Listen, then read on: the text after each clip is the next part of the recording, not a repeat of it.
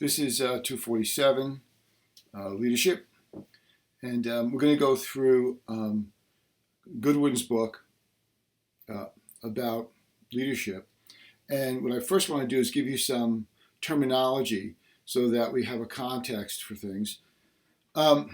Speaking of which, first thing is context. You really can't study or consider anything in terms of leadership unless you understand that every situation that a leader finds themselves in is going to have a different contextual base. In other words, context like time, era, present situation, a whole host of things that create the background, the environment in which a leader finds himself.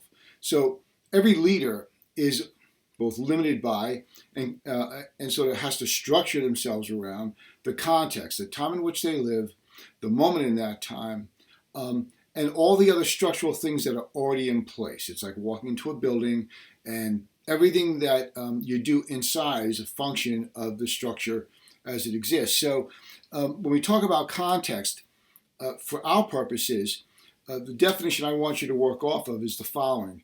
It's a non-unique pre-existing condition or conditions, right?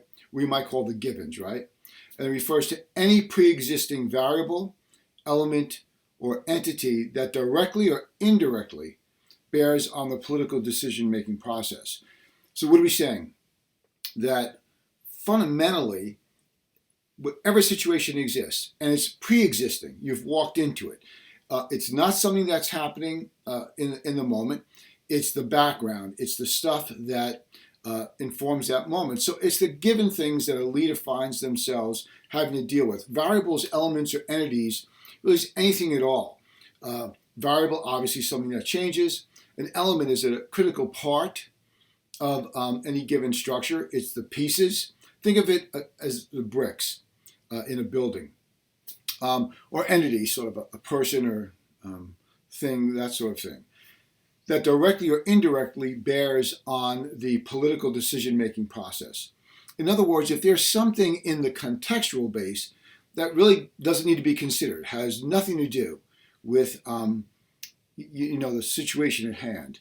So for example, let's just say that the situation we're concerned with is something in the city, a city, detached from or not connected to, say, a rural area. No commonality, no overlapping, nothing. So the contextual base in the city is what's important. Now, there could be a ripple effect, and maybe what goes on in the city can influence what goes on in the rural area. But for our purposes in trying to get our minds around context, that doesn't happen. It's basically set. It affects only the folks in the city, and that's all we have to consider. All right. So that context, we're going to be looking at Lincoln and Teddy Roosevelt, and FDR. They all had different contextual or context in which the events that we're going to discuss, they dealt with occurring. Today, we're going to also talk about what goes on today politically to draw a comparison because things change over time. And while these are great leaders in terms of how we view the challenges they faced and what they did to overcome those challenges for the country and themselves, that's what we're really looking at. It changes. It's very different today, and we'll talk about that. So we'll discuss these things in step by step, but also, for each of these players, Lincoln and the Roosevelts, we'll look at those things, but we'll also, I'll try my best to incorporate Trump as an example of what happens in sort of the current context, which is much more complicated than it was, say, in Lincoln's time. Technology and so on. But nevertheless, what you'll see is that the fundamental core principles of leadership that existed back then still exist today. And a violation of those principles, oddly enough, regardless of what success you may have, the violation causes, in many cases, insurmountable problems. All right, so context then is that unique set of circumstances that are pre-existing in the structure that the leader is operating in. So, for example, again, if we're talking about Russia, China, Venezuela, it doesn't matter. England, France, they each have a different contextual base. There is overlapping because nations, there's bound to be some overlap, right? Especially today, integrated, community and the like. But for the most part, even if you think about just the language, differences, there are differences. Paths to the present, history that places them where they are. Those things all inform that moment in time we're looking at. So, for example, there is a context, again, for Lincoln that's different than the context for Teddy Roosevelt, and different than the context for FDR. There is overlapping, but there are important differences that you have to consider in each of those. If you look at Trump presently, right, he has a whole different set of contextual issues that he was sort of operating in, as does Biden now. And those differences, although have to be taken into account, the fundamentals, again, this is really important, the fundamentals of leadership are still intact. So while things change around leaders, there are critical, ongoing, always, valuable and important influences based upon understanding these fundamental principles that will bear on your ability to get things done. You'll hear me say this again, but you have to remember, a leader can't lead unless there are followers. People that follow a leader do so in this context. And so their expectations, how they perceive things, it's all influenced by the context, that moment in time. Again, this is so important. I really want to drill down on this. Human beings have limited view. We're short-run beasts extrapolating way into the future. In other words, 70, 80, 90 years is, a human being may live. And we judge everything on, what we've experienced. So having limited experience, we then extrapolate from that to everything. In other words, we're asking people in that moment that have limited experience to be able to understand and make decisions about not only things in that moment, but things down the road. Compare it to some, 12-year-old child who has 12 years of experience viewing the world, okay? And asking them to make decisions 10 years down the road, for 10 years down the road, presently and for 10 years down the road. I don't think we'd entrust that decision to a 12-year-old, pretty much for anything, right? But yet, we make decisions all the time. And so a 30-year-old or a 40-year-old has lived 30 or 40 years, and while they have a broader contextual base, they understand more, it's not comprehensive. No one's is. It's why understanding history is so important. History is a way of sort of catching up. Seeing what went on 50, 60, 100, 200, 300, 500 years ago, and getting some sense of that, because in moving forward, we begin to understand things in greater context. That's the importance of history, is that we learn more by not having to actually live it, but begin to understand it and then see its application presently, or at least we see how it informs what's happening today. If you don't have that, if you've destroyed that, then or manipulated it to such an extreme that there's not much we can learn from it. You don't have it, or you have misinterpreted it. History is critical for that. It's sort of a short course in what's happened to human beings and how we've behaved in different contexts so we can understand it all, at least to some extent. If we take that out of the equation, then you're living with your blinders on, and all you can see is this space here. You don't see this. That's what the history. Complete history that you can grab, maybe wider. And you would go further out if you understood all of history, right? And so we can't and we shouldn't ignore history at all. It's informative. You'll see from this, and the reason why I'm focusing on it is that when we talk about these past presidents as leaders, to understand leadership more, you'll see that there are those things, as I've said, that are consistent that you must have down if you're going to lead effectively. Okay? History informs all of that. Lincoln and Teddy Roosevelt and FDR, they're going to inform us. By looking at their leadership in their contextual times, we're going to understand by seeing consistencies that led to their success and challenges that they had to overcome, we're going to get a better understanding of, okay, leaders today have to have these qualities and they have to have these approaches, even though the context is different. Why is that? Because human nature is very consistent. There's the one thing that history will teach you is that human beings have pretty much operated same level since the beginning of time. We talked about this in the last lecture about greed and ignorance and fear and all of that. Pretty much human beings, it's great dealing with them or issues around them. I'm not taking myself out of the group here because they're consistent, right? Greed is greed. It'll always be there. It's in our nature, right? Homo sapiens, we basically took care of all the other sapiens. We were a little bit smarter. So Neanderthals and others, it's reasonable, and there's some debate on this, but we pretty much got rid of all of them. So we're left with just us. Us, all of us. We're all Homo sapiens. The rest, all the other sapiens, we've knocked off. But part of our success in doing that, and what we're left dealing with, is our own fear and greed and higher level of intelligence, which I also touched on in another lecture. Okay, so that's context. The second thing we look at, obviously, is issue. There's got to be an issue in that context that we're addressing. Otherwise, there's no discussion here, right? And the issue is nothing more than a public policy challenge, right?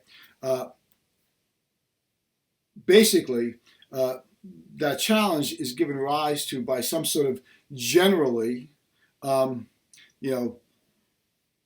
conflicted sort of relationship between people or a group, a problem, if you will, right? An impasse that you've got to deal with, and some problem that needs to be fixed. And you fix that through public policies, right? That's how the issue gets addressed. So the issue itself is the public policy challenge. This is the issue, this is the problem, how do we deal with it?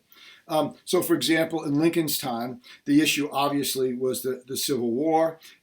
In TR's time, it was the coal strike. Those are what we're looking at. In FDR, it was the economy, the Great Depression. And to a lesser extent, in terms of what we're interested in, World War II. Now, so you got a context, you get an issue that arises, right? Now, there's an event. Okay, so what's an event? Remember how I said that the context is non-unique? Well, the event is unique. It's a condition that's created during the decision-making process. We've got this issue, we're trying to resolve it, and we have to, go through a process to decide what policy we're going to create, because the government has to create it. It's not going to work out otherwise unless there's government intervention in resolving the issue. So we got to come up with some policy, right? Policy is just to problem solve. In any government, in any group of people, an unanticipated problem pops up. That's why we're always tweaking things. And the way we deal with that is we create policy. We say, okay, this is what we're going to do. We're going to say this, and this has to happen, and that has to happen, and we'll piece it together. And then we have to adjust it again. We're always adjusting it because just like there are new issues that crop up, there's also, within a given issue, alterations that take place. Pieces we fix, right, constantly. All right, so it's a unique condition to that moment in time, and it's created during the decision-making process. So as we're deciding things, we're trying to figure out how to fix things, issues pop up. So they're unique, right? And they're happening in real time. And that's the thing. We're not walking into it. like we do with context, which is already in place. We're actually, as we're fixing the problem, if you will, other events are happening. We're sort of fixing the bicycle while we're riding it. That's what we're talking about here. But what we're interested in mostly is the decision-making or policy-making process, right? And that how that policy is directly affected by that particular event, right? So it bears on the substance or the effectiveness of the decision-making or policy. So any variable, element, entity, again, that does not exist prior to that issue coming up. So that's the stage you're sitting on. Those are the givens. But now, as you're working on this issue to resolve it, there are events that take place that bear. We don't care about the ones that don't bear on what we're trying to solve, but the ones that are now, coming to the fore that we've got to deal with as we're trying to fix this thing, right? Why is that important? It's important because those things that crop up that are relevant are going to affect how what kind of decision you make around policy and the likelihood of it succeeding, and a whole host of challenges that now pop with. Okay, that being the case, we think about all the various events that might have cropped up during, Lincoln's time and the like. So what's going to happen is you'll see that Teddy Roosevelt, FDR, while they're working on something, they'll either through the actions they've taken or some sort of exogenous event have to change course or have to deal with that new event that is now informing and bearing upon the decision-making process they're making. Think of it this way. You're in the process of negotiating. You've got several players around the table, all that have an interest in resolving the problem before them, okay? And then some event occurs.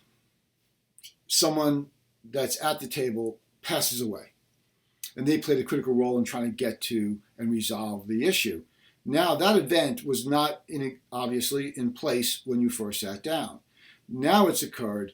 Now what do?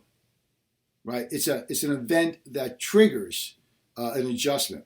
So when you think about all public policy that's made, all things that happen under statute or the like, or common law, they happen in the moment. And they're influenced by the moment, and that's why they always have to be tweaked, because as we move down the road, new things happen, things we didn't plan for. And it's impossible to write anything, any kind of statute or any kind of rule at all that's going to be good forever. There's never going to be any need to change it because it's just perfect. It fits in exactly where we need it to fit in. It resolves the problem for all time. That doesn't happen. Life keeps moving forward, and we have to adjust what we've already done. We have to then figure out how to resolve things that are new, that we've not experienced before. History is important for that. It helps us. So it's always moving. And things that happen while you're in the process of resolving the problem, external events, have to be dealt with because they bear, the ones we're interested in, bear on what we're doing. So in that rather gross example of someone dying at the table, right? There's a change. Think of it this way. In Supreme Court's looking at a case, and then something changes. Let's say the law changes while they're looking at a case, and the case is now rendered moot. In other words, there's no case anymore. The problem that was there has been resolved elsewhere, so the court doesn't need to resolve it. So the court says, hey guys, we're done. Congress just wrote this law, they've enacted it, and that makes this whole point moot, so the court does not need to consider it anymore. That's an event. It's a major event, right? All the time, effort, and money to get to the Supreme Court, and now Congress has changed something. The president has signed it into law, and the court says there's a new law. Or something's happened here, and there's a need for us to shift and adjust to what's happened. Okay? So we have the context, which is, it already pre-exists. We have events then that happen in real time that we have to now deal with as we move towards making a decision and creating policy. Right? We've got an issue. We want to address that issue, make things work better, presumably. on whatever level. It could be ethically, or it could be just something as very perfunctory, something like getting the water to run or electricity to to flow freely to certain areas. So you get an issue, and then in real time you've got events that are going to affect the way the decision makers come together to resolve that with some sort of policy. So decision making is nothing more than that process of creating policy that's impacted by the pre-existing conditions, right? The givens, which is the contextual framework, and impacted by events that occur in real time as they're trying to figure out what to do. Okay, so at the end of the day, all law and an interaction that government has is about setting up policy. So all policy is just nothing more than the formulated and enacted legal response flowing from the decision maker to address a specific issue or decision makers. That's all it is. Policy is a problem fixer. It's supposed to be. We want to fix a problem, we come up with policy. So here's the process. Something occurs. There's a problem, okay? And so the government, one of the reasons why it's there, says we've got a problem. We've got a conflict. We have something that needs to be addressed. We need to come up with some way of managing this because it's going to affect things. Now, the situation you're in pre-exists, right? And so you're already limited in terms of what you can or cannot do, right? In some ways, those blinders, actually, as you'll see later on, those blinders limit your ability to, your choices, right? And in fact, that means that if those choices are limited, you're looking at not the complete expanse of, possible outcomes, but very narrow ones. When JFK was president, in the very beginning, he had to make a decision, about Cuba, right, and the invasion by nationals into Cuba, and so he did something very reasonable. He got together his generals, and he said, "Okay, what should we do?" And they gave him a couple of choices about the way we should handle it, right? And those choices, Kennedy assumed, were the full spectrum of choices, and that after being well considered by those that should understand the particular issue, these are the ones we had to choose from. So he chose. And it turned out to be an unmitigated disaster, right? And what he learned from that is you don't trust solely the generals. They're going to come to you and they're going to give you what they see as what's reasonable. And you assume they've given you everything. The problem here is that sometimes you need a screwdriver to fix the problem. But if you ask a hammer,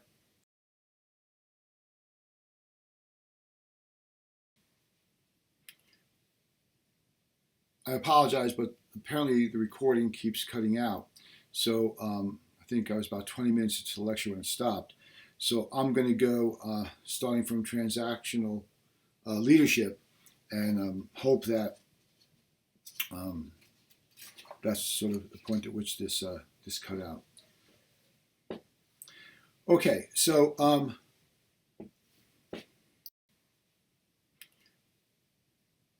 I apologize, but apparently the recording keeps cutting out. So I think I was about 20 minutes into the lecture when it stopped. So I'm going to go starting from transactional leadership and hope that that's sort of the point at which this cut out. Okay, so I'm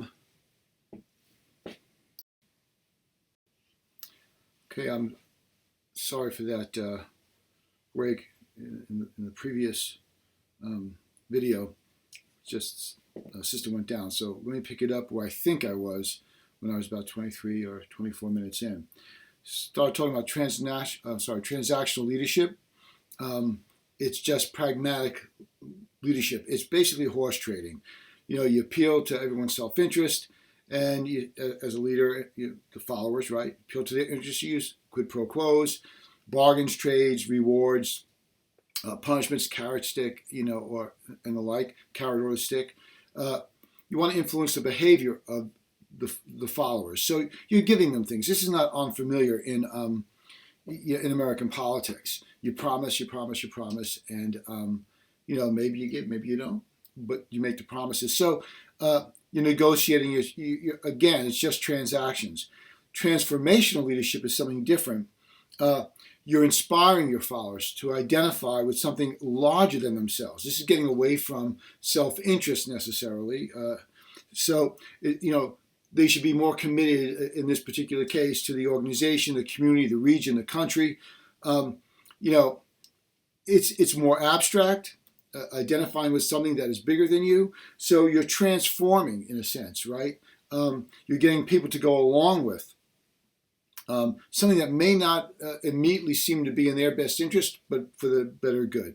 The three presidents we're looking at, Lincoln has this transformational, but also this transactional part of his leadership. In fact, all leadership has to have some transactional part to it. If all it is doling out things, it's not necessarily, the kind of leadership that, makes it to Mount Rushmore, or, type of leadership that moves us. It's just, more someone almost bureaucratic in nature. You need this, you do that, and so on.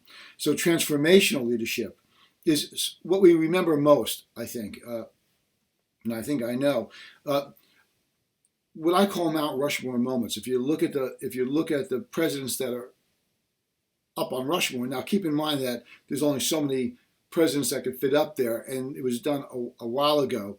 So it's not as if we keep putting presidents up there, carving them into stone. But if you look at the ones that are there, there's two things that should pop out immediately.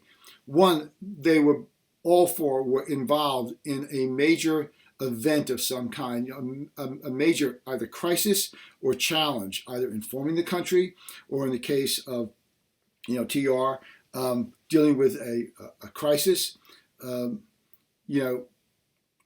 crisis management, right? FDR, sort of turnaround leadership, which we'll talk about, move things in a different direction. Of course, when we think about FDR, you've got, it is crisis, but it's more than that. It's about restoring, the country.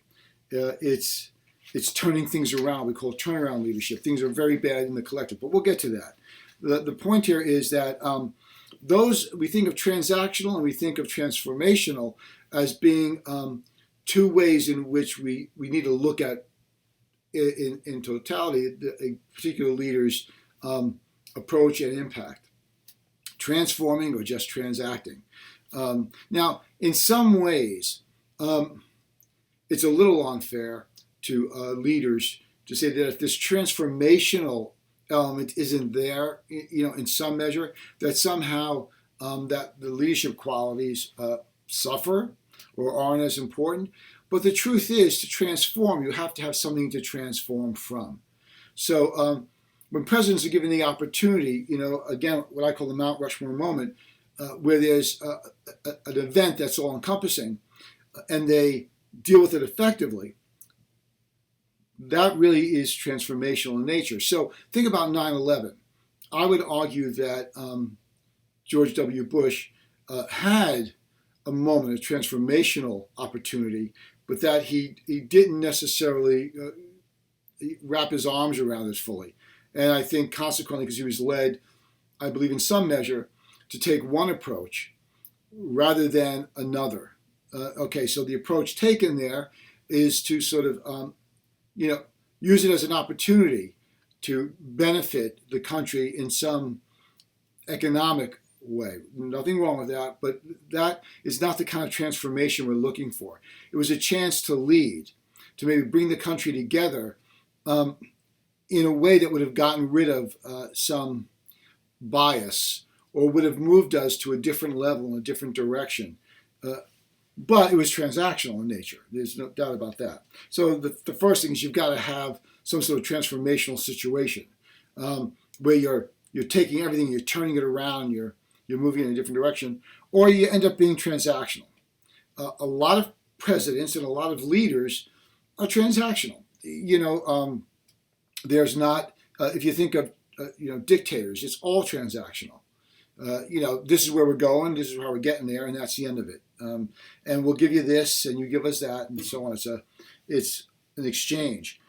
So again, when you think about crisis management, TR, the coal strike, right?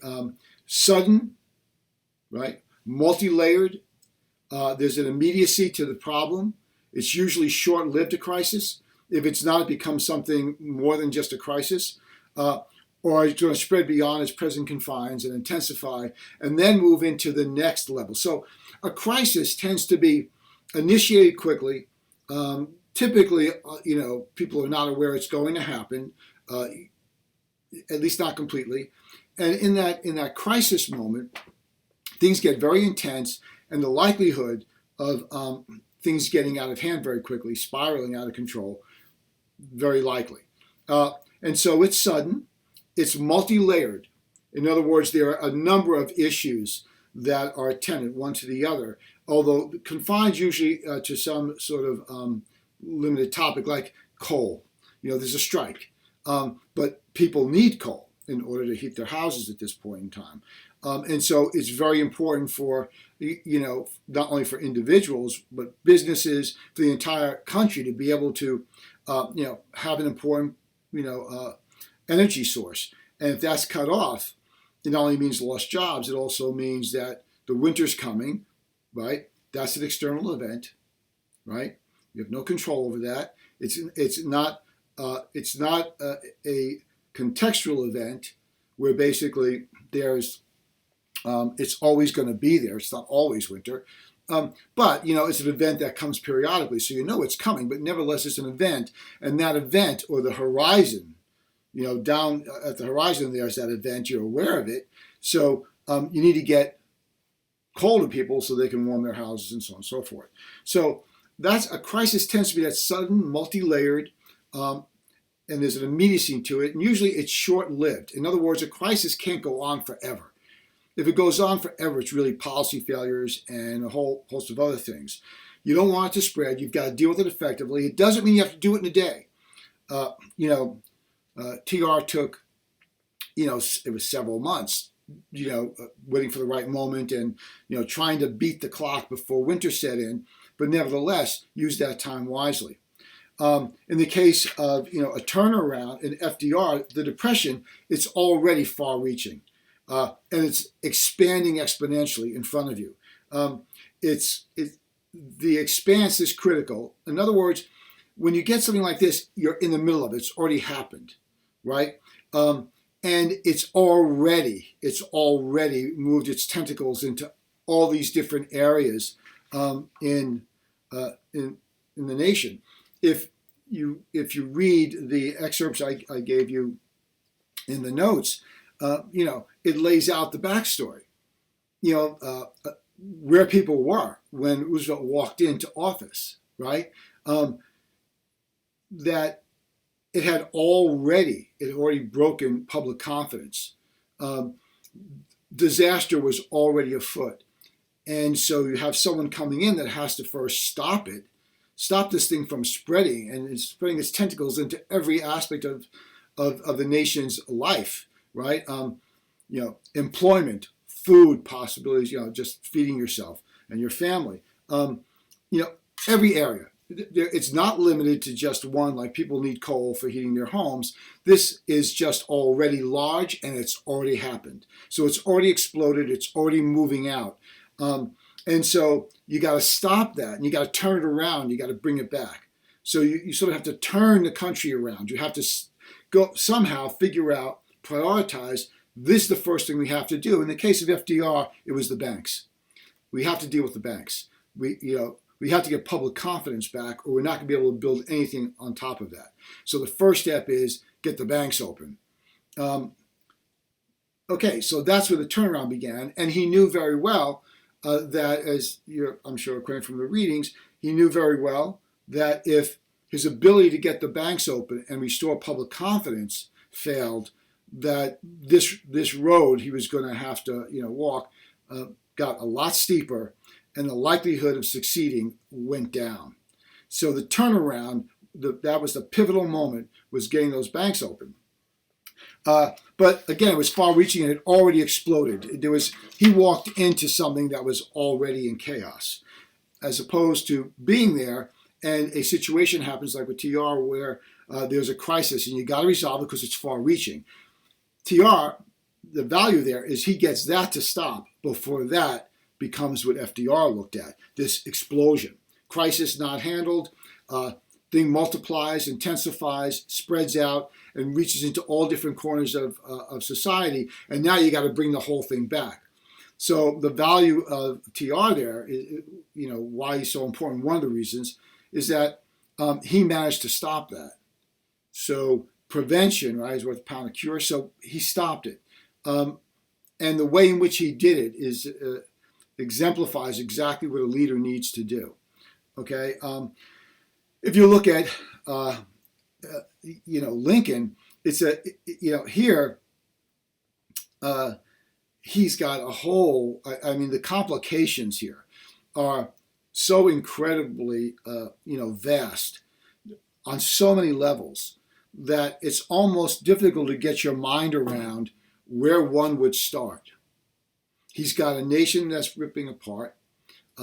He's got the issue of slavery, which he begins to understand and evolve while in office, while engaged in the Civil War.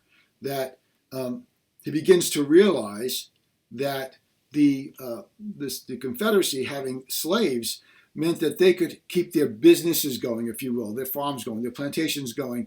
They could keep life at home pretty steady because they had those slaves taking care of things, which freed up a lot of their, freed up obviously a lot of people to join the Confederacy and fight, right? The Union. So he comes to that, the importance and the horrors of slavery sort of through a back door, but he gets there.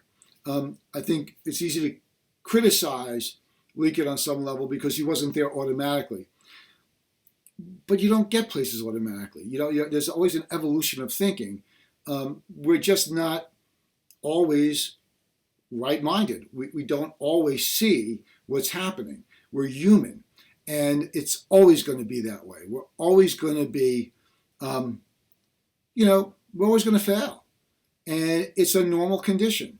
And it's not the failing to see, right? It's the process of learning to see, and then what you do about it once you understand it. So Lincoln is a really interesting character, as you know from, and I'm not going to dwell on his history, but as you know from him and his path to the present, it's a rather odd way in which he gets to the position that he's going to be in as president. Also, keep in mind, back then, the nature of the United States was very different. The context of the United States was very different in terms of the way in which people lived, communications, way news traveled. It was all very different, which is interesting because even though you can't compare the contextual nature of the United States back then with the contextual space we're in at present, nevertheless, as we move forward through these other presidents, what's interesting, again, as I said before, is that the critical things about being a leader still exist. They haven't changed. It's just the environment in which you're employing them has changed. But you still need to employ them effectively. So, all right. So I want to just give you a little bit about what's important here for each of these things. So we're going to move through them, and you'll see there's a consistency, which is interesting, right? So for all the three of these presidents, most of the things that we're going to talk about, each of them had to face, each of them had to deal with. So I want to talk about, FDR. He had to restore confidence, right? To the spirit and morale of the people. He had to infuse a sense of shared purpose and direction. He had to tell people what they can expect and what is expected. He had to lead by example. These are all the things that leaders have to do. he had to do it under one set of circumstances. So we get to see how he employed it under those set of circumstances. They all have to accept that they're going to have failed policies. Each and every one of these three presidents and all great leaders, they don't just know that this is the thing to do and it's going to work. The events that come at them will change possibly something that would have worked into something that no longer is workable. And so you have to be willing to change direction. The thing about leaders is, if you imagine it this way, a leader has people following. They follow on faith, right? They believe this person knows what they're doing and they're going to get where they need to go. Okay. Then that leader says, well, no, we got to change direction. We're going down a dead-end road here. Now, they have to explain that. It could be because this event happened, or it could be because we discovered there's a better way to do this. Leaders just don't move in a linear straight line. One of the important qualities of leadership is knowing when to change direction. They all have to do it. So in the last week, I'm going to read you directly at some points from the text so you get an example of it and you can kind of see, and you should be familiar with because you've read the book. In the last week of June 1862, General George McClellan of the Potomac suffered crushing defeat, his first major offensive, right, in a series of brutal battles. Robert E. Lee forces, McClellan to advance. He advances on the peninsula and then attacks the Confederate capital at Richmond, driving the Union Army into retreat, right? Okay. So now things have gone from bad to worse. Lincoln recalls that in the midsummer, right, that things are not going well here. So he wasn't really sure what to do. He knows he had to, get the plan activated. He knows he had to somehow, change tactics. He had to win a battle here. And this is the beginning for him to sort of try and figure out, this is the first step towards understanding the slavery issue for Lincoln. I mean, in a way in which it becomes practical and very, very important at the same time. So one of the important things for all presidents, all great leaders, is to gather information. They make decisions based on information, as we all do. But it's where they get that information from. Remember, I said that there's the hammer example, right? That level of analysis.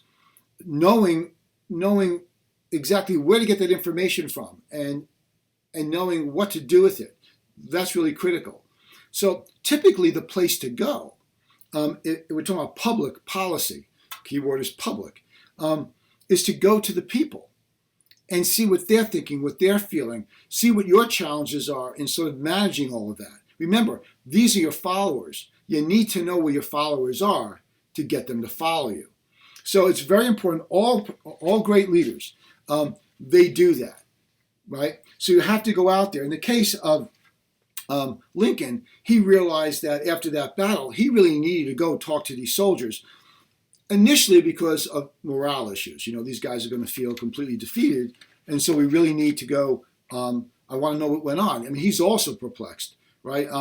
Also feels like he's got to turn this thing around somehow. So he goes and he meets with them.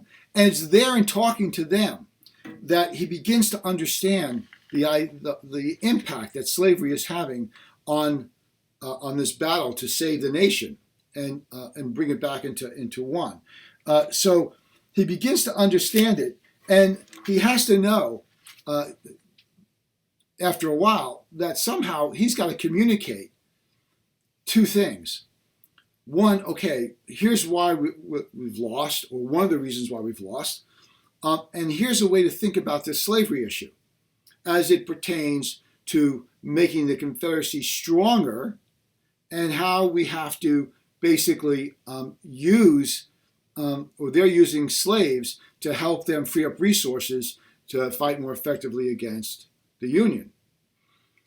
He's trying to figure out a way to as a transactional leader. It's not transformative yet, transactional. How do we get that situation to change? What do we have to do to get the likelihood of the Confederacy being able to use slaves to go down? They're a challenge. So now he explains that to the troops and others in that context. The problem here is that they're using slaves. These slaves, they toil on the farms, the plantations, and the like. So if we can liberate them, right, from the Confederacy, give them something that they can work for, freedom, that we can break some of the strength that the Confederacy has. So the second part, which is transformational, is okay, we get that to happen. A lot of people might not buy into, freeing the slaves. Again, the mindset. So in order for them to accept that if they're going to go here and we're going to get them to help us, right? It's transactional.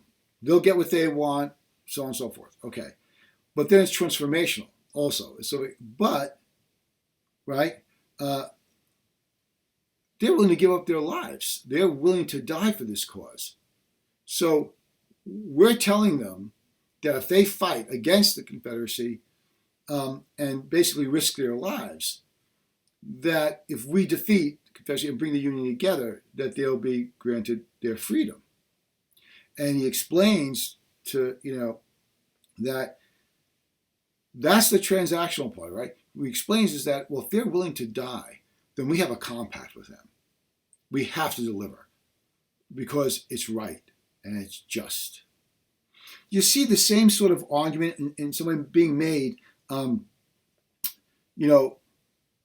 before the Supreme Court in Brown v. Board of Education. What you have there is you have it's transactional and it's in some ways and transformative in a very important way. So Thurgood Marshall understood that, and there's so many great leaders, not just presidents. They're just too many to really kind of bring into one class and sort of walk through it. But when he got the case up to the Supreme Court, and by the way, they decided, the NAACP, that what we should really do is forget the legislative body. We're never going to get it through. It's a practical matter. It'll take forever to influence them politically.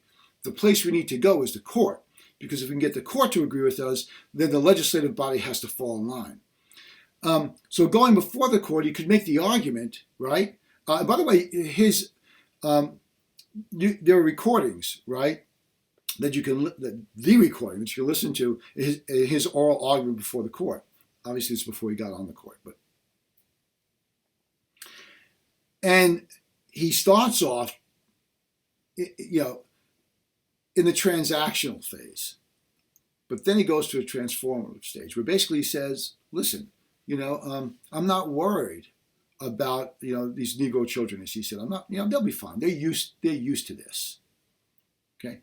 I worry about us, though. Is this who we are? Is this okay for us to allow this to go on? This says something about who we are. Is this who we want to be?" So he's making an argument about us. Is this how we want to see ourselves? Is this okay for us? Aren't we better than this? Oh, I'm not worried about those kids. They'll be fine. Of course he's worried about them. Of course it's about them, and it's about future generations, and it's about civil rights. But he knows that he's got to let the court know there's more at stake here. Because if we allow this, it says something about us. And is this who we want to be? Is this who we are? And it's much more eloquent than as I'm laying it out. But you get the point. That transformative piece is often hard, to pull together. But it's really, really powerful. It changes the direction of things, not nice and neatly, right? I mean, the Civil War, right? You're talking 100 years after the end of the Civil War before we get to the Civil Rights Act in 1963. Civil Rights Act, right? 100 years, close to 100 years, but 100 years.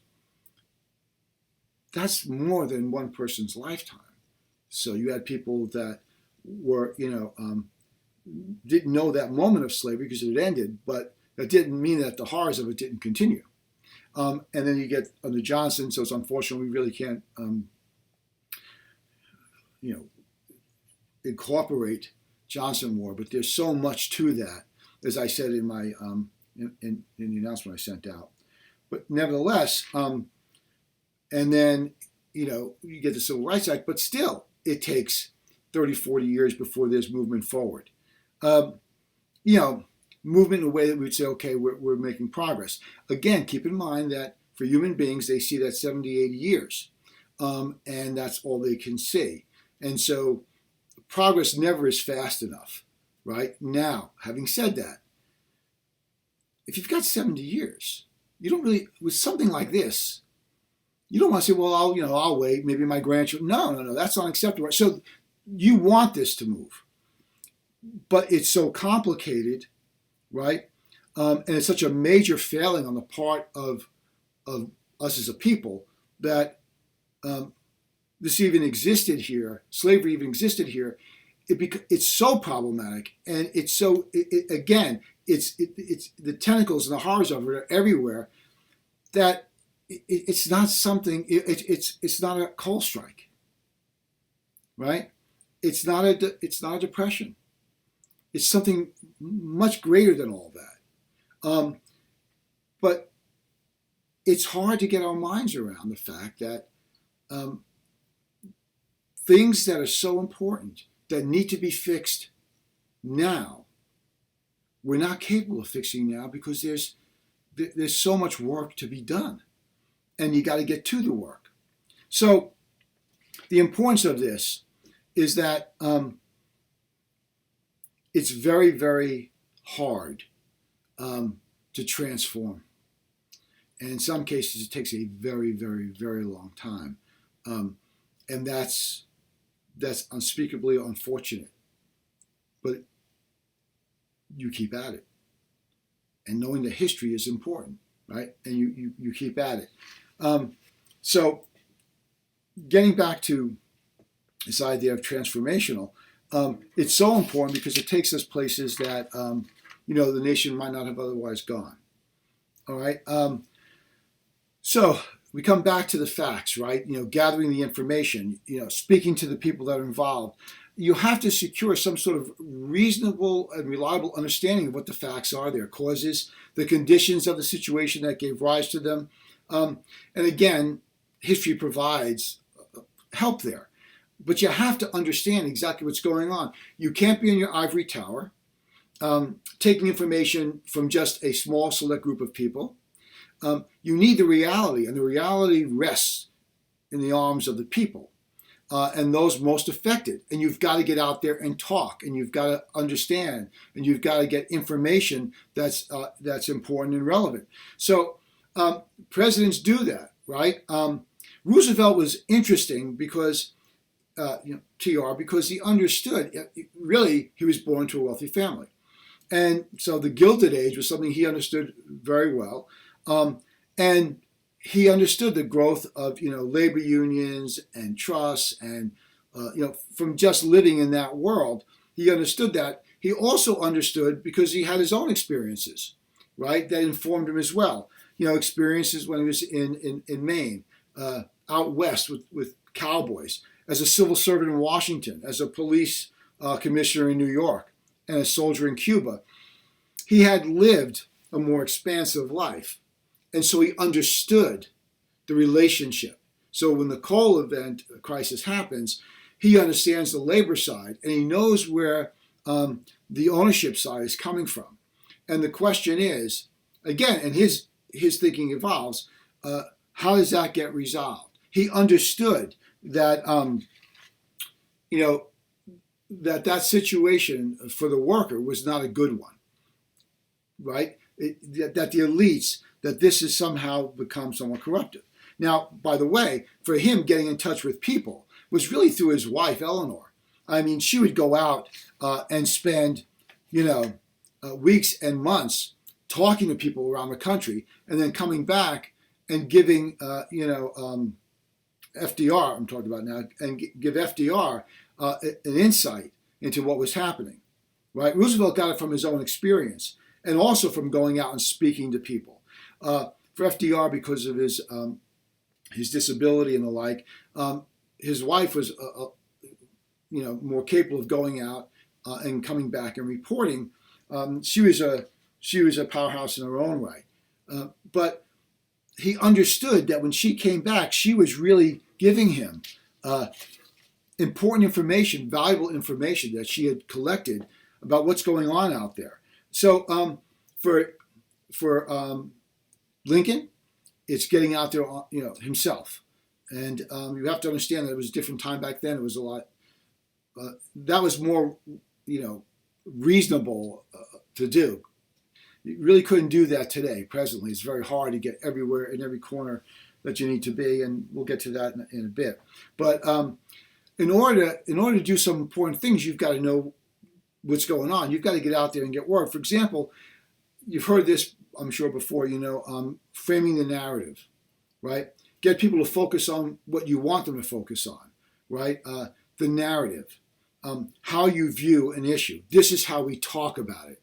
And how we talk about things determines how we think about them. And how we think about them determines what we do about them, right? So it really starts off with, how do we speak about something? What corners of it do we pick out and highlight and say that's what we're going to discuss? Because then that whole issue becomes about that. Go back to the Cuban Missile Crisis. Those generals, they forced the narrative. They said basically, these are your options. This is how we think of this. Is what you've got to do. And then Kennedy selects from that, learns not to do that, which is a good thing, a learning curve, but initially selects from it. You've got the same thing here with the narrative, right? You control the narrative, the way we think about something, the parts of it we pull forward and focus on. And because we're focusing on those particular parts, we get to select solutions that are relevant to just those pieces. Now the question is, are those pieces the pieces we should be focusing on? Right? It's impossible to get all the pieces because you don't know all of them, right? And great leaders admit that. I don't know. FDR says it, TR says it, Lincoln says it, that I'm walking into this thing, don't know everything, so we're going to try some things. And hopefully, if you're a great leader, you sort of can, as we said, you can adapt, you can take information in, you can have, and work it through. It's why it's so important for all leaders to have that time sort of alone, especially in modern times where everything is on you all the time. That space to go somewhere and just think about things, sometimes indirectly, by not thinking about them, but taking that moment to breathe. Lincoln did it by staying, that summer in a soldier's house, going to work and commuting the 3 miles, I think it was.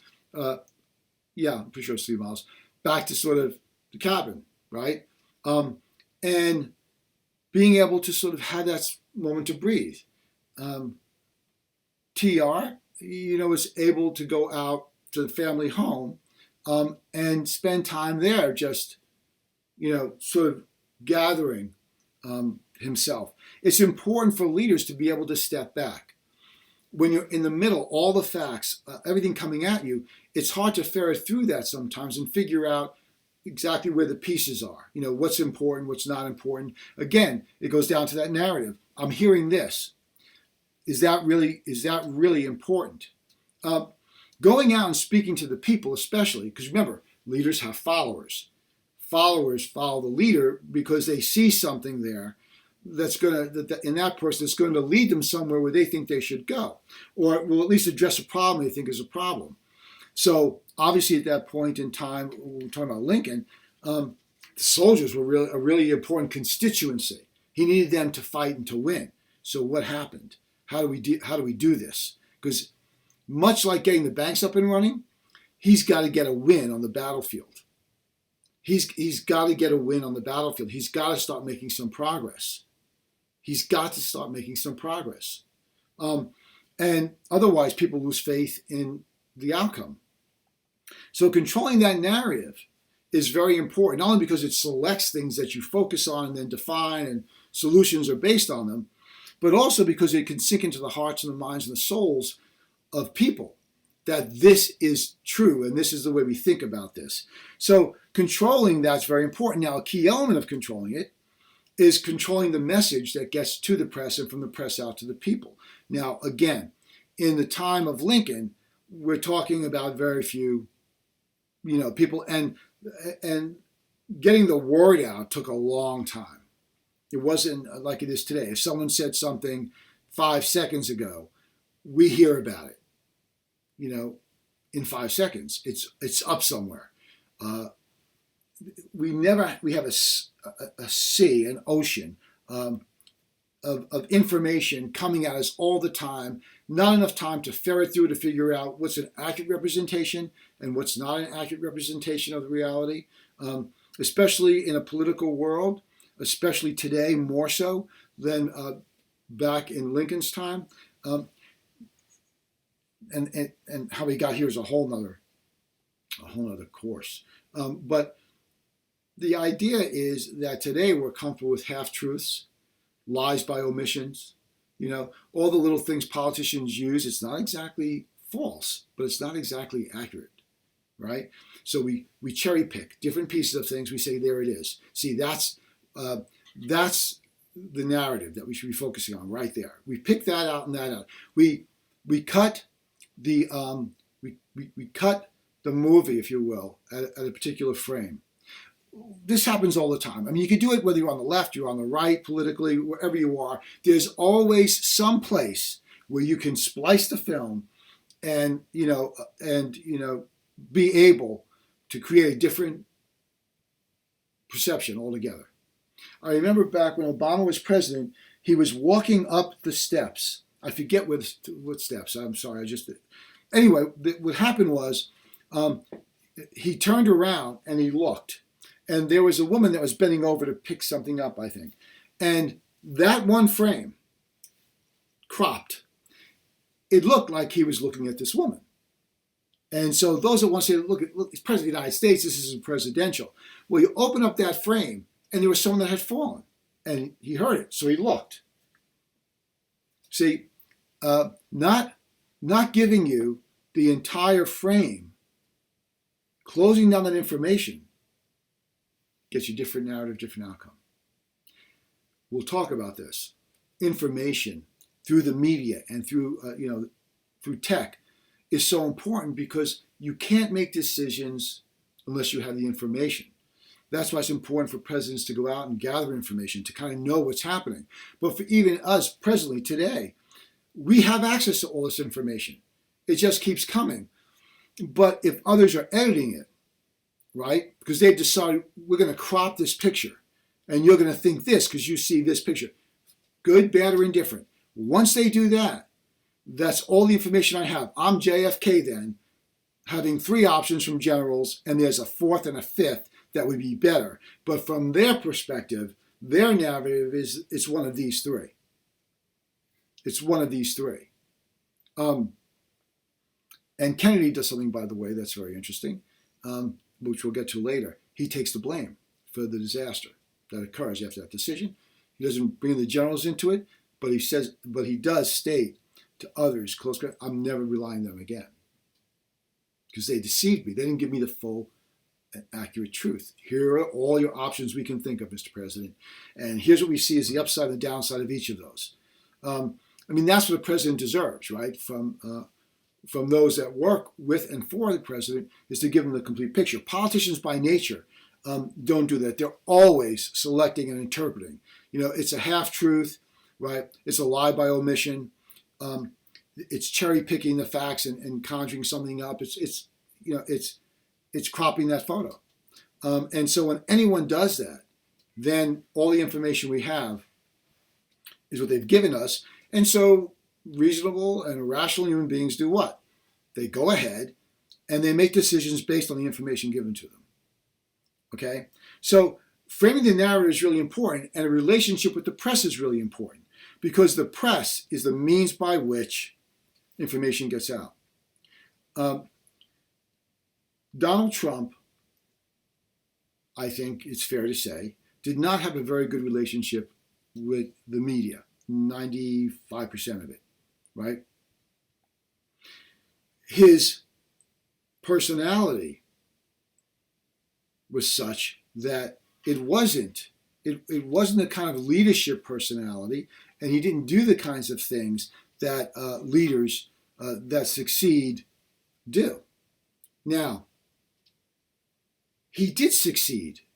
There were policies he got in place, right? And contrary to what I think a lot of people believe, there were several good policies that had positive outcomes.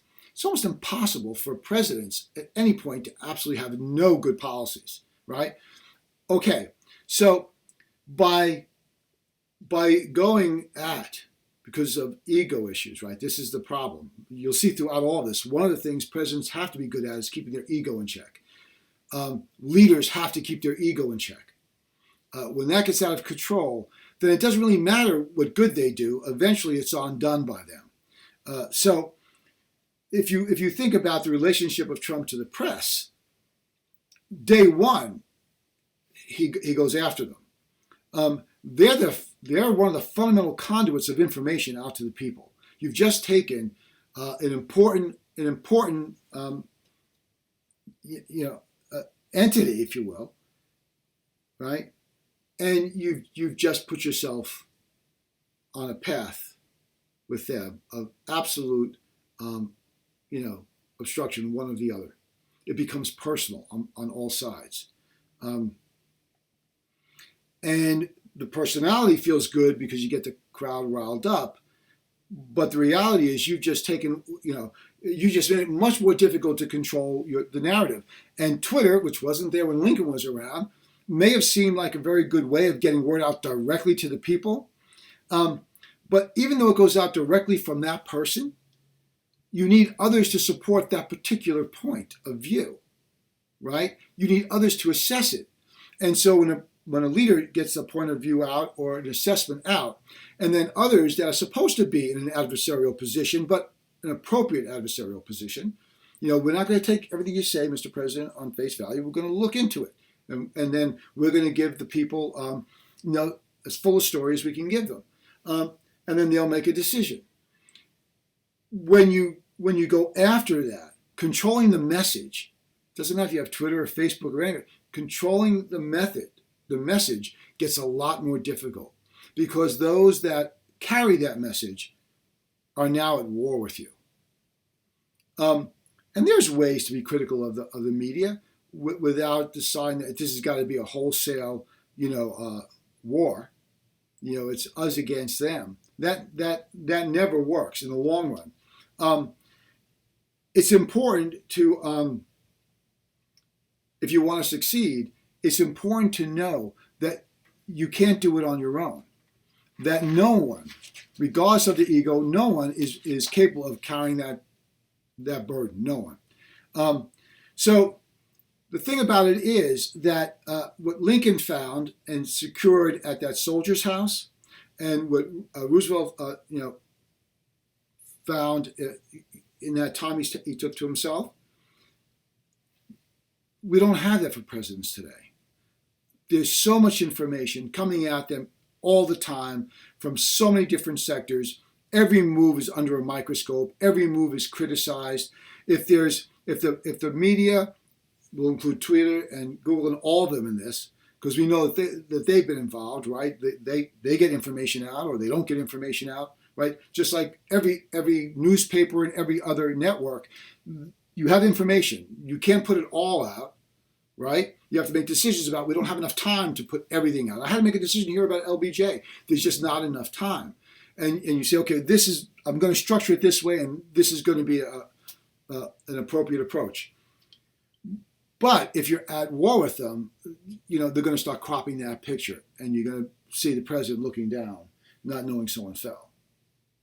I mean, this is the problem, right?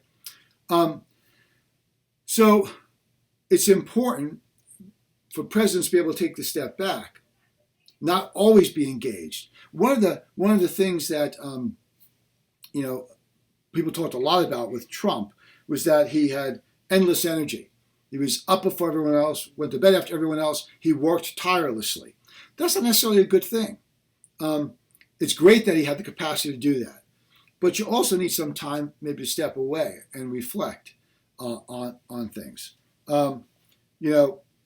it's very important to be able to sort of get out of yourself. And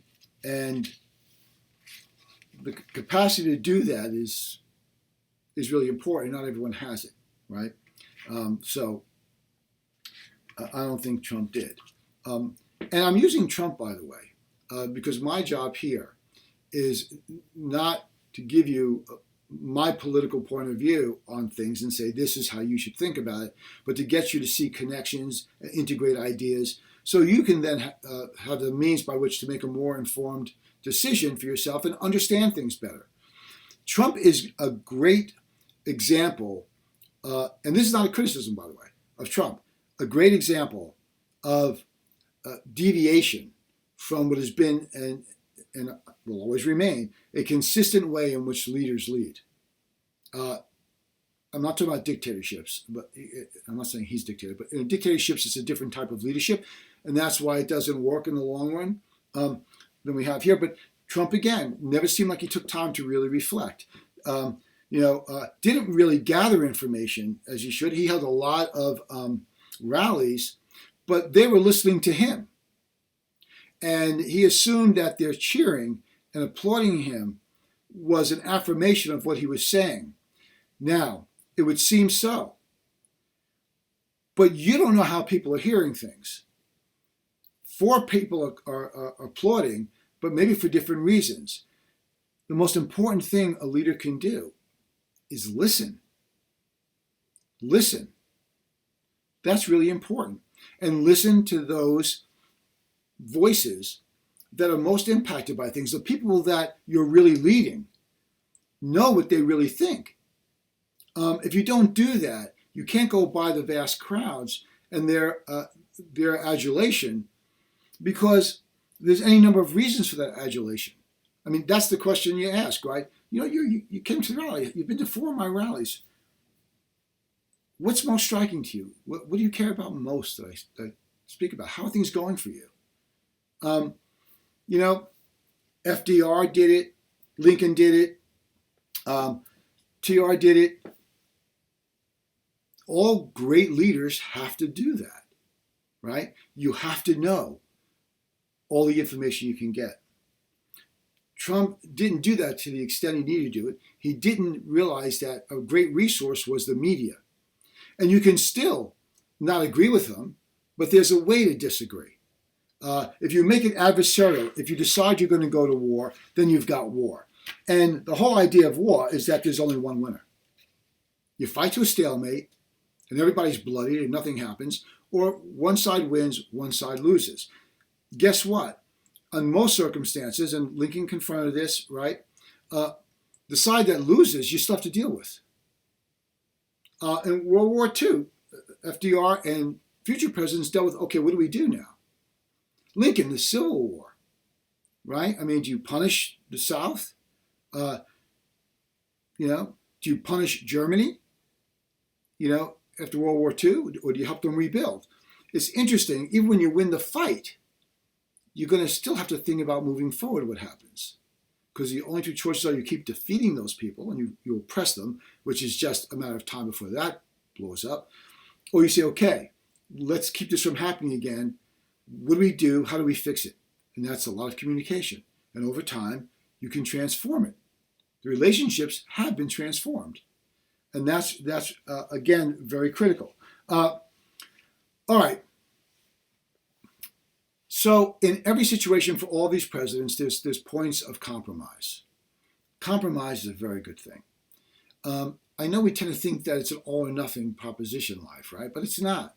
It's compromise, right?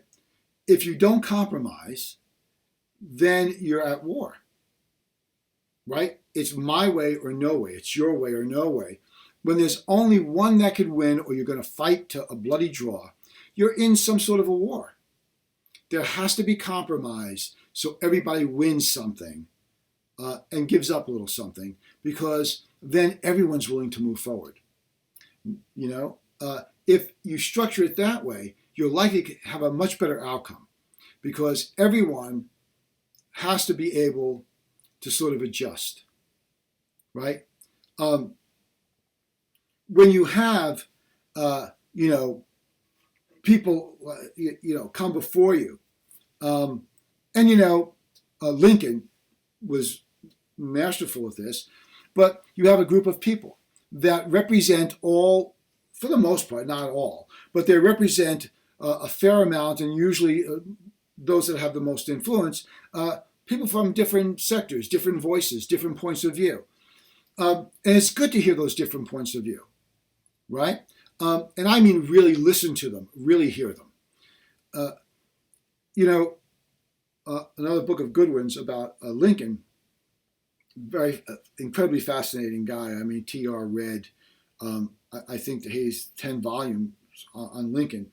But Lincoln, the team of rivals, brought all these different people from different sides of the political spectrum, different points of view on things, and wanted their input. How do you see this? That's already great leadership. Confident enough in your abilities to bring together those you know are not going to agree and say, okay, look, here are the ground rules, right? And there's always got to be ground rules. We'll talk about FDR's ground rules when he dealt with the press. The ground rules are that you respect each other. You let go of old animosities, right? Here we're working for a common cause. Okay, transformational, right? It's not about us. It's about the country. And you guys all represent, important constituencies in some way or another, and we need everybody's input. And that's important. So you have them argue it out, and then you have them defend the other side. All right, you disagree. Now defend them and say that's the better way to go than your way. Because if you can do that, and you can understand from their point of view, you bring people together. And so long as they act in a manner that is respectful, that gets the job done, and lets go of any old, scars, battles, animosities, then you're on a much more secure path. But that's not easy to do. It takes personality of certain type.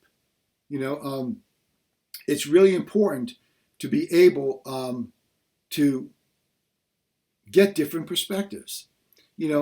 Surround yourself with people that agree with you, unless you guys are completely right about everything, is probably not a smart thing to do, because you're not going to get the full breadth, of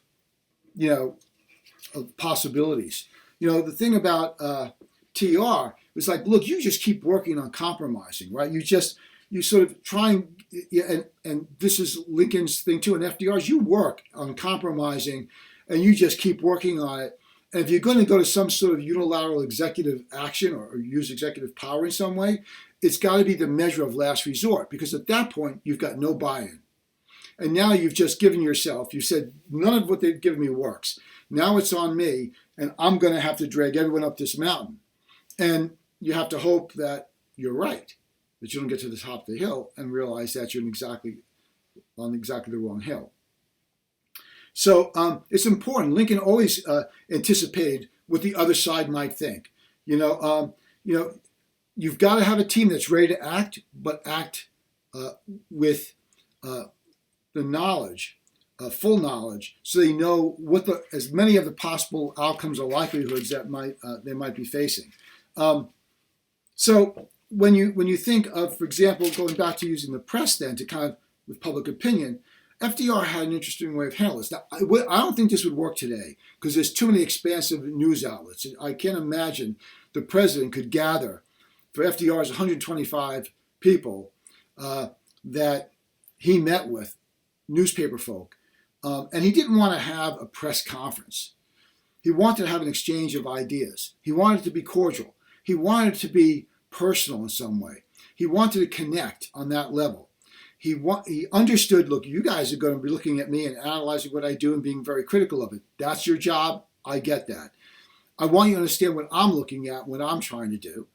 And on some measure, those meetings were about getting to trust and like each other a bit. When you like someone, it's very hard to not see them.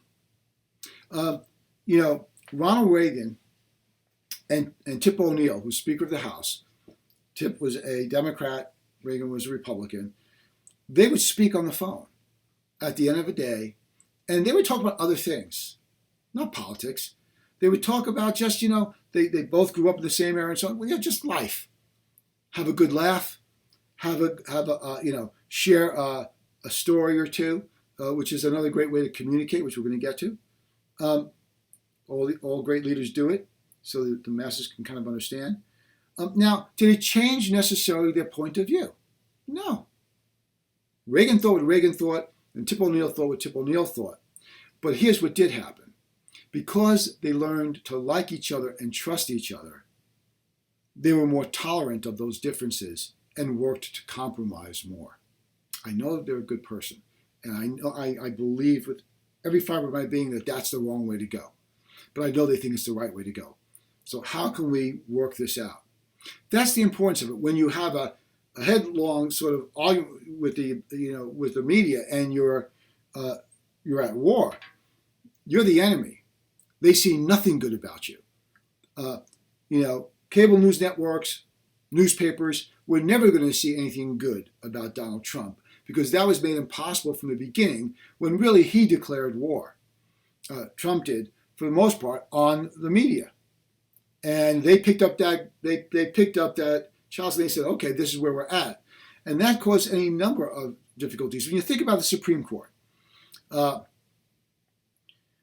think about people on the opposite end of the spectrum politically. Ruth Bader Ginsburg, right? And name went out of my head, I can't believe that. And Scalia. Went out of my head because I kept thinking of Scopoletus. It's something else I was doing the other day. Okay, so when you look at that relationship, they were great friends because they shared other things in common, which meant they became more tolerant of the other's point of view. They didn't agree with it necessarily, but they knew that that person held it, and they respected and liked that person, so they had more tolerance for that difference of opinion. And that's the point. And that's what FDR was trying to do with those folks from newspapers. You don't have to agree with me, but you have to at least feel good about me on some level. We have to maybe not love each other, but we have to kind of like to be in each other's company a little bit. We have to say, oh, this is kind of nice. I mean, Lincoln had that with people in his own cabinet that he disagreed with, but there was common ground. And so when you like someone, you're more willing to accept differences. And that's what's important. Now, what was interesting about Trump supporters and those that didn't support Trump is that people lost friends over this. If they disagreed over Trump, and let's say one supported him and the other one didn't, there are people that stopped talking to each other. There are people that, and not just friends, but even family members. And as I think about that, it's like those relationships should have been strong enough to weather the differences of opinion. Because at its core, those relationships, familial and also friendships, are such that they encompass so many different parts of life that it's hard to imagine that people would simply give all that up and say, I'm not going to move any further with this relationship because we disagree on this one thing. People say, well, it was a big thing. Yeah, it was an important thing. And things change. Nevertheless, you don't get anywhere if you're at war. If you're at war, someone's got to win, someone's got to lose, and you lose sight of seeing the other person as a person, right? You dehumanize them, and then it's easy to justify anything you do to them because they're not real. They're not humans, right? How friends or family get to that point where they can do that to each other fascinates me because I have difficulty getting my mind around it. I could see being really upset. I could see really being, but I can't see ending the relationship if you're truly friends and obviously family. All right, so it's always important to anticipate then, what needs to be done, and you don't want to act unilaterally, or as TR said, you don't want to hit. But if you're going to hit hard. That's a measure of last resort. It's important the people you surround yourself with and the people that you're trying to negotiate with, that you understand human nature, you understand their emotional needs, right? You understand where they're coming from. Because you're going to have to get them to be willing to compromise. You have to get them to feel seen, heard, and embraced. These are complex individuals, right, that are involved in a very complex situation. And there's all kinds of things they bring to the table. So in Lincoln's case, I mentioned before that he had individuals in his cabinet that he put there, right? And he may have disagreed with them, or they may have felt at times put upon, and he would nurture them then. He would go and spend time with them, so that they were getting special attention. It doesn't mean he didn't want to be there. In some cases, he really was enjoying the interaction. But you have to let go of the personal stuff and the vendettas and the anxiety over it, and you have to work as a team.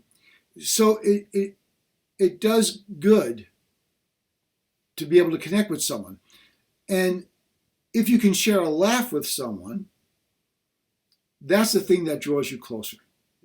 Not just having a common ground in terms of what you believe politically or otherwise, or having the same background, same demographics, same ethnicity, all of that. That obviously is sort of okay. It's an option, but it doesn't mean that that's enough. But there's something about a laugh, and a leader's ability to be a little self-deprecating, to laugh at themselves, right? Makes people feel more comfortable that this is just a person like me and they care about what I think. And then people are willing to compromise. Compromise comes when people trust each other. Trust comes when people like each other. You like each other because you're connected to them in some way. And the most important way to be connected is that they care about you and they treat you with care. It's almost impossible to dislike someone who really likes you. Think about it. In your lifetime, have there been those individuals that really liked you and made it known they were kind and they just like to hang out with you, but maybe others in your group didn't like that person? Did you find yourself defending that person? It's hard to dislike someone that likes you. It's hard to not enjoy the company of someone who enjoys your company. And these are very fundamental things for human beings, but it's really, really critical for them to be able to be effective in compromising. Compromising is critical, right? Because if you're willing to compromise, you also can tweak things as you go along because you've already compromised. So it's something you're more familiar with. Now, another important aspect of leadership here is that you have to be able, with your team that you've managed, and you've got them working together and dropping old, hatreds and stuff, and they're working together. You got to keep that anger in check, right? Because they're going to get angry. And a good leader will always share the successes with others that of the team. In fact, maybe even say it was really them that did it, right? But we'll take all the blame on them. Not point the finger, but say, hey, this is on me. When you take one for the team, that endears you more to the team. They realize this person is willing, they did a lot of work here, but we got all the credit. And he's taking all the blame, right? So that being the case, how can you dislike that person, right? Here again, point back Donald Trump, when he would do his rallies, and there were politicians there from, that he was there speaking on behalf of or whatever, he would point them out. And he would say, he's a good guy, he's getting a lot done, or we really need her, she's great. That doesn't cut it. It has to be a specific thing. Talk up that specific thing and say, and she led the way on that. And there were people that didn't see it, but she saw it. Because people need to have credit. They need to know that someone sees them and someone values them, right? Respect and dignity. Control your anger. Be open-minded about things. Okay, look, there's no one that gets away when you're leading people, unscathed. You get bruised, you get battered, you get beat up. But that's part of the deal. And you've got to be able to take that. You've got to be able to take the criticism, to take the heat. Leaders are up front. And that means people can see them. You can't hide. So all the good and all the ill that will befall a leader is because the leader is chosen or been put into a leadership position, right? You don't lead from behind, right? So that means you're going to have to deal with, being held responsible for and people picking on you. If your ego is so strong that you can't take that, then your ego, A, isn't all that strong, and B, how do you manage to make things work? Now, everything I've said to this point, if you look at the notes I sent to you, which were excerpts mostly from the book, a few of my thoughts, but mostly this is, this lecture was going to bring all that together. You'll see how all these things I've talked about are given some life because they give you examples of it, and Goodwin's talking about them. So a little tip. If you look at the subheadings in each of those chapters, you'll see that there are things that are talked about for each one of these three leaders. Certain things, like, for example, sharing the credit, right? All three, right? Time to yourself to think things, all three. Those are the things which make it, make for great leaders, right? So that's what's important, understanding those commonalities. All right. One of the things that's important for a president, and this Trump did very well in terms of a crowd, but not directly, was making yourself accessible and easy to approach. Celebrities got more of an inroad with all of that, as is typical with presidents, all of them. But for people to feel like, you're one of them is really important. There's a great story of Gerald Ford when he was running for president. You reach out to all kinds of communities, try and get their vote. And there's two things you can always do that endear you to people and you like to get their vote. One is if you like their food, and two, if you like their kids. They feel automatically you like them, their culture, and everything else. And Ford was given a tamale, and he didn't know, take the corn husk off, right? So he bit into it. And that didn't play well. It means you really don't know our food. You really don't understand it. You don't understand us.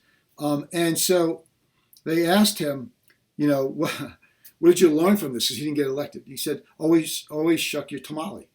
You can't fake that. You have to be able. People in different cultures, if you reject their food, you're rejecting them. If you love their food, they feel good, because you can't love their food without caring about them, right? Because they created it, they made it, or whatever. And from the beginning of time, politicians do this. All these guys did it, and every great leader does it because it connects you to people. It makes them feel comfortable around you. And that's what leaders do. Leaders just don't go on the stage and expect trumpets to blow and be successful. That's what kings do because they can just oppress. That's what dictators do because they can oppress. But in a republic, you have to earn that, right? You have to earn that connection and that trust. You got to cultivate public support, right? That's key, especially in a crisis, because you don't have time. You've got to get the public behind you. You've got to get the major players behind you, and you've got to do it very quickly. All right. So I want to now get and sort of summarize effective leadership, because that's what we're really talking about here.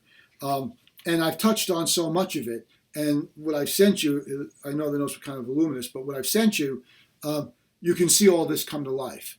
And then I want to talk about this in terms of these three presidents, and Trump a bit, because I think that Trump is most recent in folks' minds, and he is the anomaly. And you can see that, even though he may have had, let's say, every single policy was perfect, okay? Even if he had that, he would still be in the same position he is now, where there's pushback. And that's because these major keys about leadership, he was the antithesis of. He didn't really do them. So you can still ignore all of this and get things pushed through that could be good, but sustaining that and doing that under the best conditions is very difficult if you don't have these things. So first, most important, you got to have people buy into your leadership. And they'll do that if they feel that they're seen and they're part of that, right?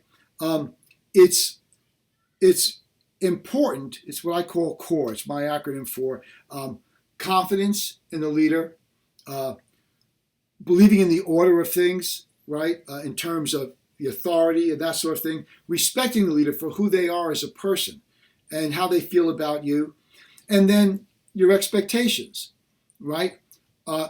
Every leader has to manage the expectations of the people, because you can't be all things to all people and get things done as they would like them done.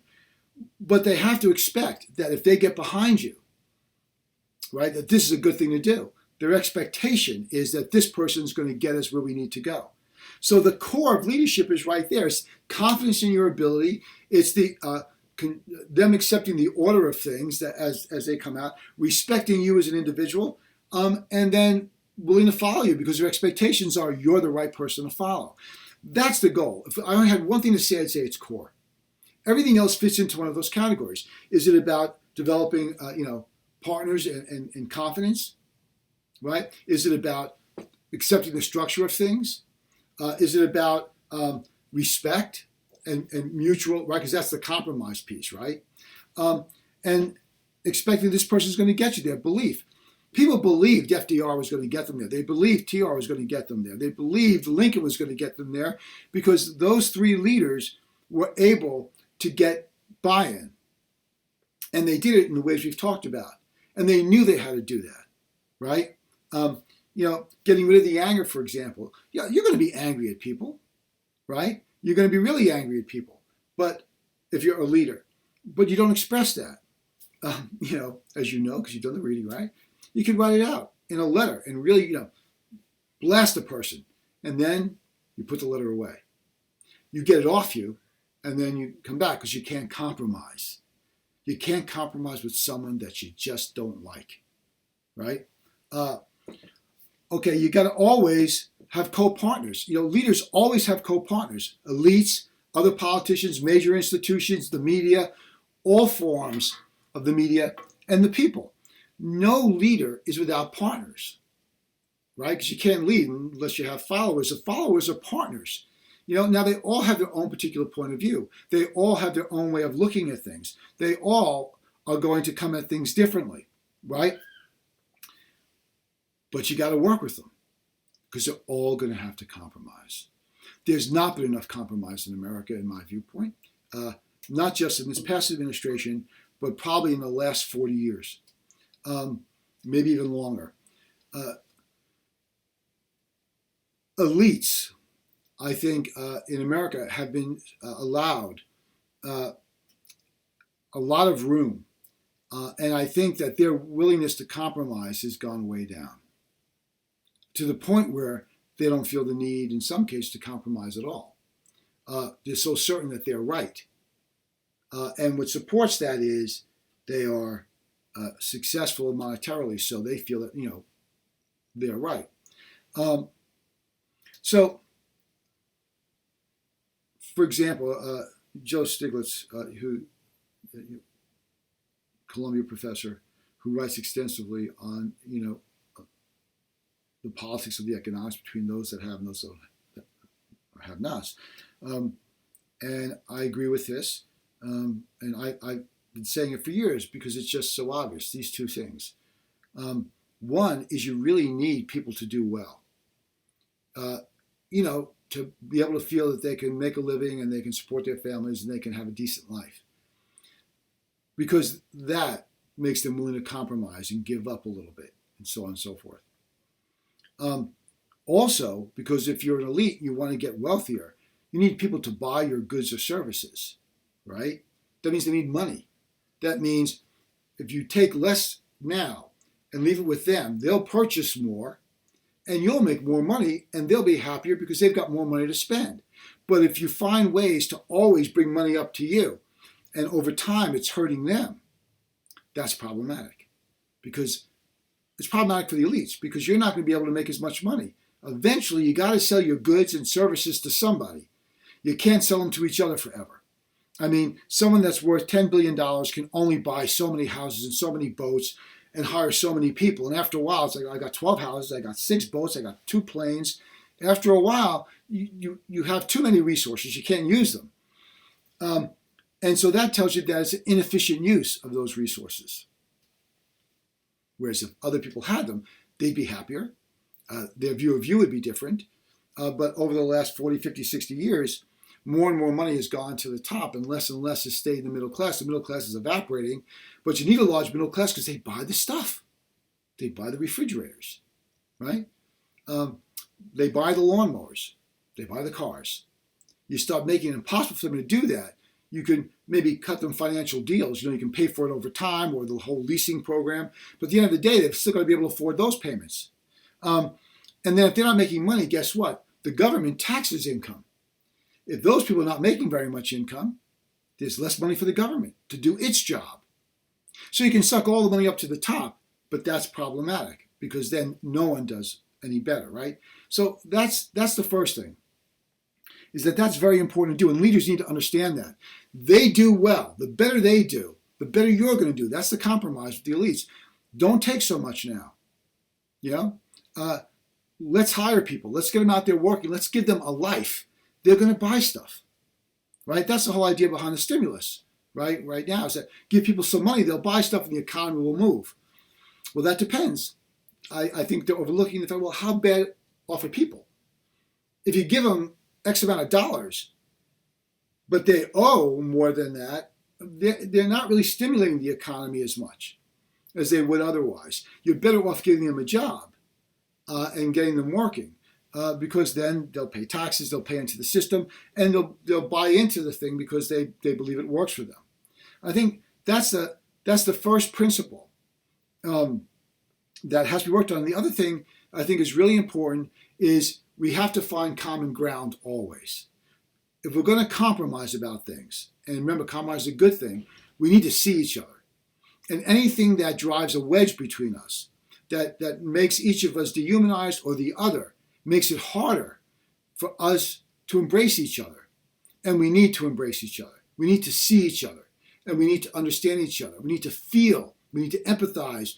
We need to lift each other up because that's what you do when you're part of a people, right? Otherwise, there's no point to it, right? All right. A willingness to listen and explain, especially through story. Leaders that can tell stories to exemplify a point, it's always very valuable because people can get that. They understand it, right? And because they understand it, it's a lot easier to move them.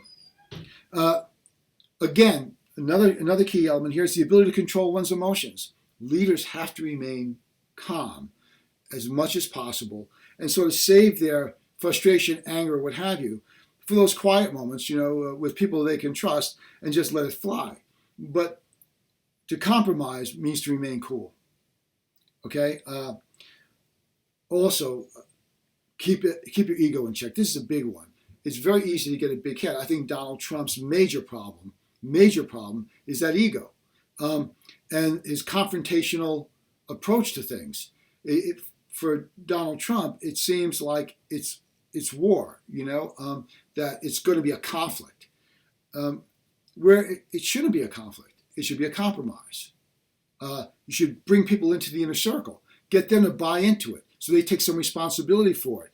They get an opportunity to maybe get to know you, maybe get to like you, maybe be willing to compromise more. You don't get there by just attacking the other side. You set up a warlike situation, and that's not good. Okay, because you don't want to make enemies. If it's unavoidable, enemies never do you any good as a leader. They just never do.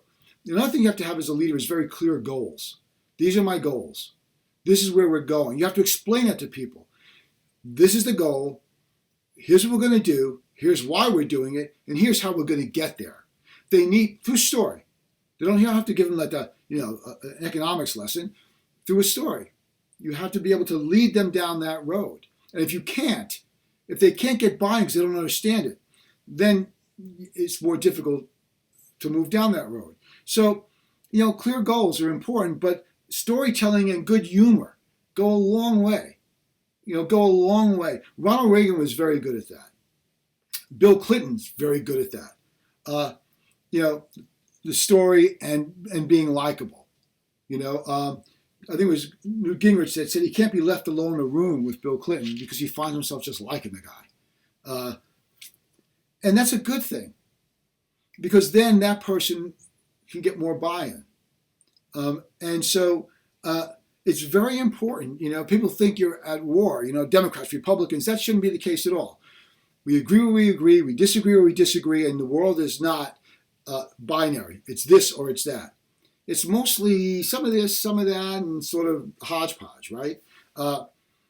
You got to be able to be firm but flexible in the way you handle things. Changing direction is always needed. It's not a failure of leadership to say, that's not working, we're going to do this now. It shows self-confidence. It shows that you're aware of what's going on and that you're responding accordingly. Self-deprecation, again, I think is really important. Not, to be okay laughing at yourself, right? One of the things that I think George W. Bush does well is that self-deprecation bit. Obama does it well too. Obama does it well. Obama can laugh at himself. That's really important. It endears you to the people. It also says you've got a pretty strong ego. That it's okay, taking blame again and responsibility and sharing when there's a success with others. Take that space and time that you need to kind of think through things and get that success or that win early on. Those are the focuses, right? Buy-in is important, partnership, partners in confidence and order, respect, and expectations. Always know you're dealing with partners. You've got partners and and followers. And that means finding common ground for them all, connecting with them all, a willingness to listen and explain through story, especially things so that the general public can understand them. Control your emotions, keep the ego in check. Don't make enemies unless unavoidable, right? Clear goals, firm but flexible approach. Finger on the pulse of the people.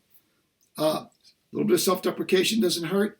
Take blame when things fail, but share the glory when they succeed with the team, the people. Give yourself the space and time to sort of reflect and get a success and a win early on. It carries you a long way. Now, context. Those things hold true today, but the context is so much more intense, and you've got so many different people vying for your attention, and so many people that come into the game already determined to think of you as this way or that way as a leader. The media is expansive. Like I said before, there's not a moment to take a breath. Bringing together people from divergent areas of different points of view is harder now because people are camped. Democrats, Republicans, they're camped. So if you're a Republican, you're bringing Democrats, or Democrats bringing Republicans, it's very hard to work together because they've set up a bifurcated system. You're our people, you vote for us no matter what, and same thing on the other side. That means no compromise. That means the people you bring in, you can't trust because they don't have your interest and the country's interest at heart. They have their interest and their party's interest. And that's not a good thing, right? Republicans and Democrats individually don't hold all the answers. Working collectively together, compromising, having respect and a genuine care for one another as they work for the greater good. That's what we want to get to because that's the most effective leadership and the like. So if you think about Donald Trump, and I'll leave you with this thought, doesn't accept partners very well or hasn't. By the way, he can lead, but it's leading through sort of mandate, through pushing. he has a willingness to listen, but but it's not what it needs to be. It's almost like listening for what you want to hear. Uh, he does have a pretty good ability to control his emotions. A lot of pressure in the 4 years he was president, and managed to really just never really lash out. He had his before his crowd he would talk about things, but the way he did it I think was problematic. But for the most part, with all that came at him, I mean, it seemed to be able to keep that under control. The ego was a problem, and that's just so embedded in his DNA. I'm not sure that could ever be altered in any way. He had very clear goals, and communicated them pretty well. But it was that so people understood them. But the way in which he did it was going to alienate others, and you can't keep alienating people. It's not about war. It's not this winner take all game. Where if you win, I lose, and if I win, you lose. Firm but flexible approach. He seemed to be very firm and less flexible than he might have should have been. He had his finger on the pulse of people to a point, so long as they were echoing what he thought. Really not very much self-deprecation at all. Did not take blame for things, but was willing to point the finger at others. Didn't seem to need to take time to really just sort of think things, some time to himself. I mean, he went golfing and that sort of thing, but I'm not really sure he sat with heavy issues. I could be wrong. I wasn't in the inner circle at all. And he did have successes early on. Things started to move. So he's an interesting character. I think we'll be talking about him for a long time, which I'm sure he'll like. But he did some good, and he could have done a lot more had the ego not gotten in the way, and if the circumstances were different with the media and others. You can't be a leader at war. Not with your people, not with important segments of your people that you need to get buy-in from, and that's the major issue. You've got to be able to get that. FDR could do it. TR could do it. Lincoln can do it. Lots of people have been able to do that and been very effective leaders. They haven't been given the Mount Rushmore moment, maybe, where it could be transformative. But they transacted in a way that made things work. And that's no small thing. That's no small thing, right? So when we think about leadership, we should think about these skills, and we should think about what they've accomplished, various leaders. LBJ, MLK, there's so many people that have led in such important ways that there should be courses on each of them individually, but of course it's hard to do it that way. Nevertheless, in reading Goodwin's book, go back now and look over those sections. Look at the notes I sent you, and you'll begin to see the stories behind things. I try to take excerpts that illustrate each and every one of these points. That's what you need to know. All right. The exam is coming up. Good luck. And I hope that you'll look at leadership now in a way that's more informative, and be flexible with it. Don't assume things.